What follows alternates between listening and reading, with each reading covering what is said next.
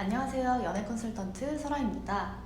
가장 흔한 이별 사례 중 하나는 만나다가 도저히 안 될 것 같아서, 즉 지쳐서 헤어지는 경우예요. 이런 경우에는 상대방이 워낙 단호하기도 하고 이미 표정부터 나에게 정이 떨어지는 게 보이니까 더욱 상처받게 되고 상황이 절망적일 수밖에 없습니다. 절대 안 돌아올 것 같죠? 그런데 오늘 얘기해드리는 두 가지 경우만큼은 아무리 지쳐서 헤어졌더라도, 정말 단호해 보이더라도 다시 돌아올 확률이 아주 높습니다. 첫 번째 경우는 다툼으로 지쳤을 경우예요. 이런 경우는 생각보다 진짜 금방 돌아와요. 보통 이런 다툼이 계속된다는 건 서로의 거슬리는 행동 때문에 말 몇 마디가 마음에 안 들어서 연락 문제 등으로 자잘하게 싸우면서 점점 지쳐가는 케이스죠.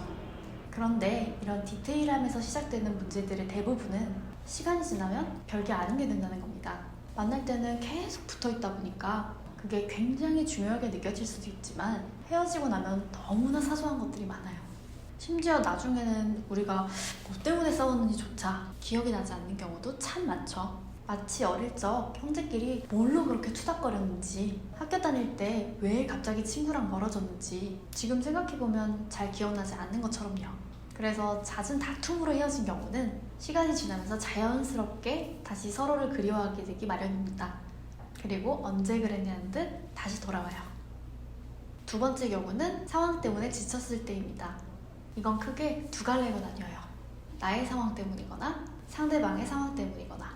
만약 나의 상황 때문에 상대가 지쳐서 떠나간 거라면 좀 야속하긴 하지만 답은 되게 간단해요. 내가 너무 바빠서 그런 거든, 주변 관리를 좀 못해서 그런 거든, 처신을 잘못해서 그런 거든, 이제 더 이상 그런 상황이 일어나지 않을 때쯤 재회를 시도하면 의외로 쉽게 돌아옵니다. 그런데 만약 반대로 상대의 상황으로 인해 그 사람 스스로 지쳐서 떠나간 거라면 타이밍이 맞아야 돼요. 일단 상대방의 상황이 좋아져야 돌아오게 되는 건 방금 전과 동일해요. 후련한 마음이 있어야 시원하게 돌아올 마음도 생길 테니까요. 그 타이밍에 정확히 재회를 시도하는 연락을 해야 합니다. 이 타이밍을 놓치면 오히려 더 멀어질 수 있어요. 예전보다 상황이 좋아진 만큼 새 출발에 대한 열망도 강해지기 때문이죠. 새 마음, 새 뜻으로 새 사람을 만나보자. 그래서 조금이라도 상황이 좋아진 것 같은 단서가 보일 때 오랜만에 반갑게 연락하는 느낌으로 바로 재회를 시도하는 게 좋아요. 단, 헤어질 때보다 상황이 훨씬 안 좋아졌다면 돌아올 가능성이 별로 없습니다. 사람은 상황이 점점 최악으로 치닫게 되면 모든 걸 놓아버리고 싶은 마음이 들고 더욱더 혼자가 되려는 경향이 있어요. 나랑 헤어져서 더 안 좋아진 것도 아니고 그냥 시간이 갈수록 상황이 안 좋아진 것 뿐이니까 굳이 나에게 돌아와서 의지하려는 마음도 없을 거고요. 만약 이런 상황에서 나에게 돌아오고 싶어 한다면 그 마음을 순수하다고 바라봐서는 안 됩니다. 그냥 스킨십으로 스트레스만 풀려고 하는 거거나 염치 없이 돈을 빌리려고 하는 경우가 대부분이니까요. 이번에 제가 말한 두 가지 경우는 모두 내가 리스키하게 뭔가 시도하지 않아도 상대방 스스로 돌아오는 경우입니다.